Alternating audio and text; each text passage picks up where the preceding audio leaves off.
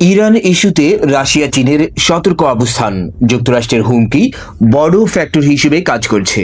মধ্যপ্রাচ্যের উত্তেজনা বাড়লেও ইরানকে সরাসরি সামরিক সহায়তা দিতে আগ্রহী নয় রাশিয়া ও চীন, এমনটা জানিয়েছে মার্কিন গণমাধ্যম দ্য ওয়াল স্ট্রিট জার্নাল।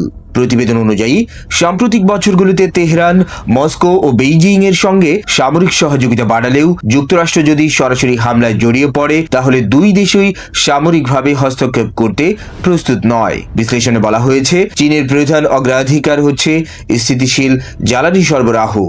মধ্যপ্রাচ্যে বড় যুদ্ধ শুরু হলে তেলের বাজার অস্থির হয়ে পড়বে, যা বেইজিং এর অর্থনীতির জন্য বড় ঝুঁকি।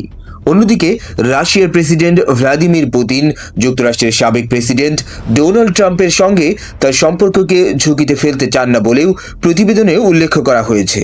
অর্থাৎ কৌশলগত সম্পর্ক থাকলেও সরাসরি যুদ্ধে জড়ানোর বিষয়ে মস্কো ও বেইজিং বেশ হিসাবী অবস্থান নিয়েছে। এখন প্রশ্ন, ইরান কি একা সামাল দেবে সম্ভাব্য বড় সংঘাত, নাকি পর্দার আড়ালে ভিন্ন কোনো সমীকরণ তৈরি হচ্ছে?